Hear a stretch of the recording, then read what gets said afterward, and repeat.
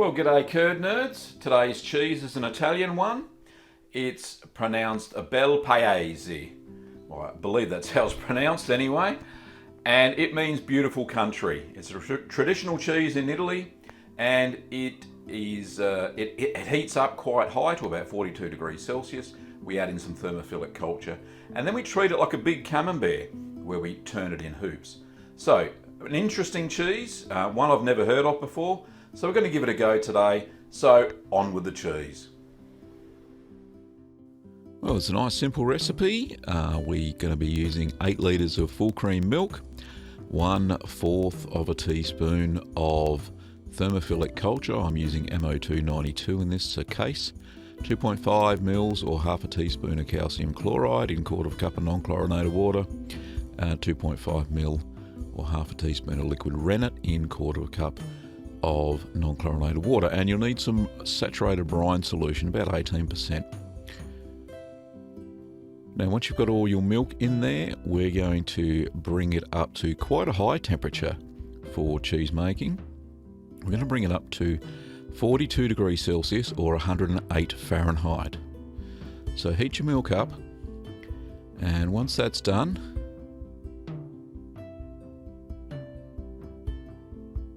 we add the thermophilic starter culture.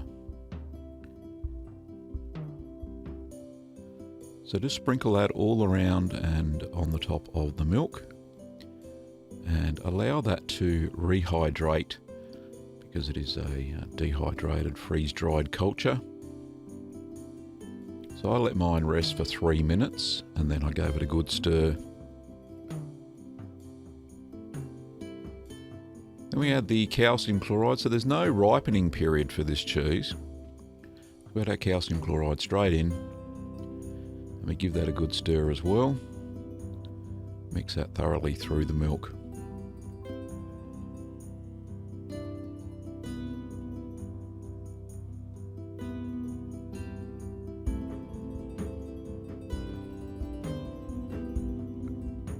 So once that's mixed thoroughly through the milk, we're going to add the rennet. This has been diluted in 1/4 cup of non-chlorinated water. So give that a good stir for no more than a minute. So I've just sped this footage up here.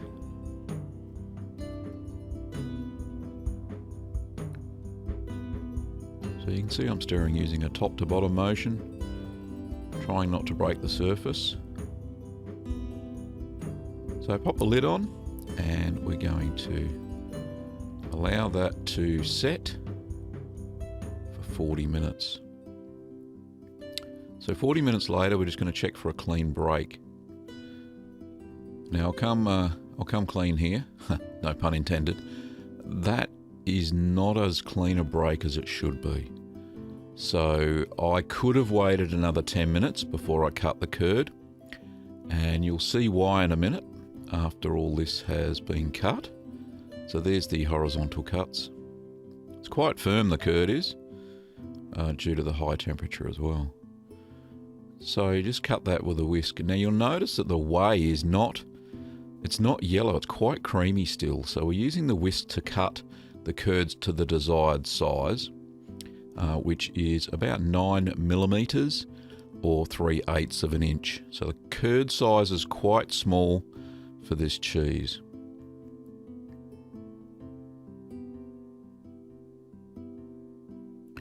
So we're going to let that rest, so we will heal the curds for 5 minutes.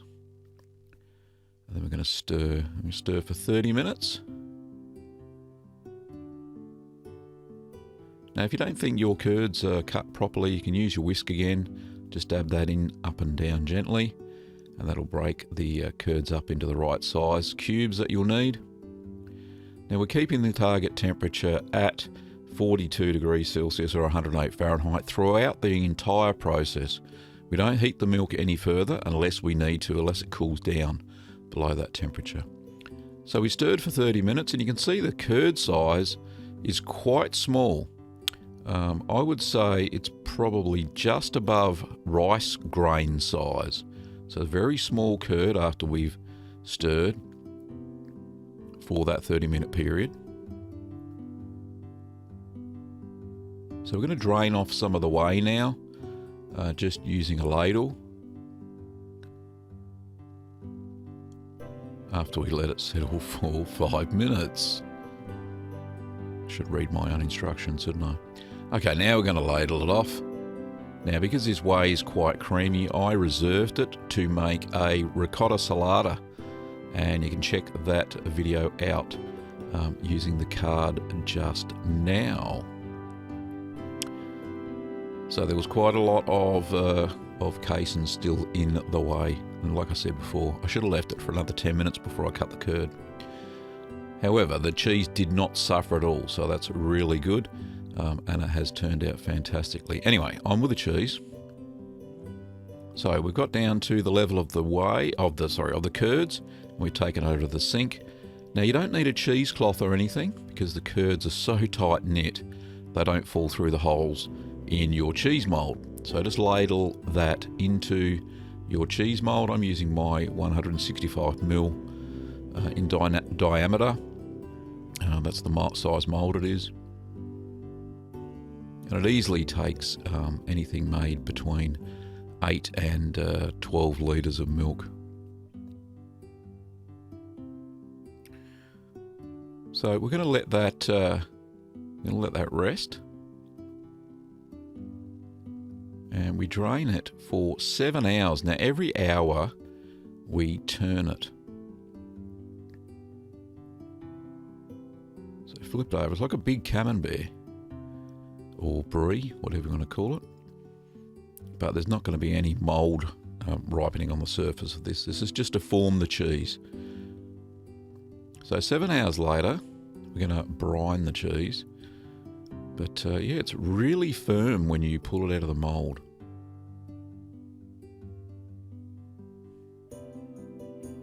There we go. So no pressing was required at all.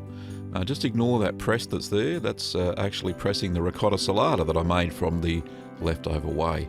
So now we're going to pop it into the brine for 7 hours. So we want that quite salty. It's going to be quite a nice cheese. It needs that 7 hours because it's a very tight knit cheese. So it's going to be difficult to get the salt all the way through if you don't leave it for a long period of time.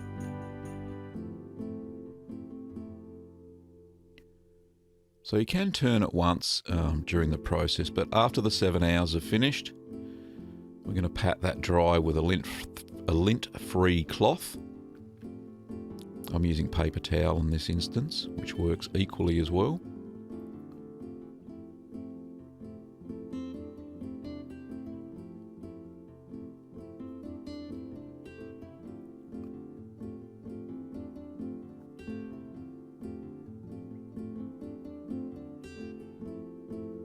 So there it is in all its glory. You can see how tightly knit that is. And that's without a press. So that's what I really like about this cheese. No pressing, no cheesecloth.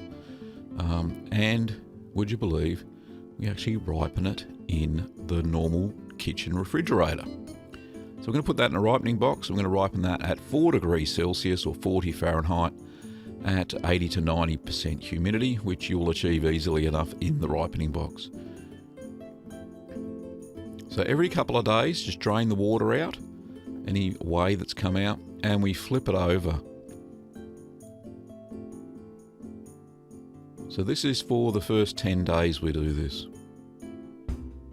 And pop it back in the box and then pop it back in the fridge.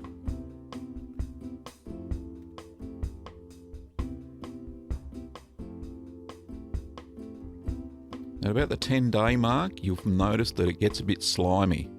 Now that's okay, because what we do now for the next 3 weeks, we're going to wash it with brine every couple of days, so twice a week.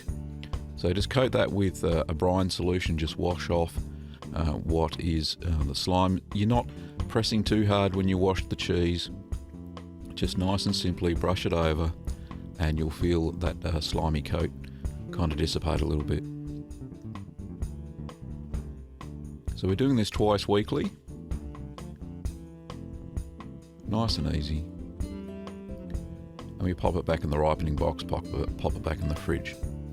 Now, after 3 weeks in the ripening box, that includes that 10 days as well, Just clean it up with some brine solution, just make sure there's no slime on it anymore, and pat it dry. Then we can eat the cheese right now at this stage, or you can wrap it in foil and allow 2 to 6 weeks further ripening.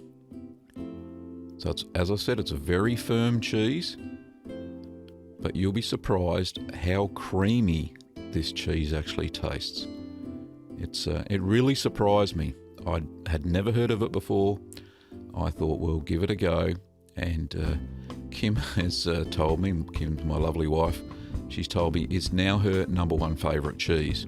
So Caerphilly has been knocked down the list. Well, let's have a listen to Gav and see what he thinks about this cheese.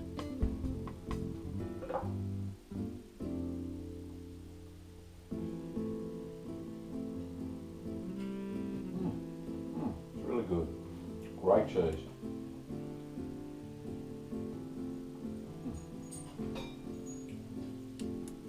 It's got to have a bit more.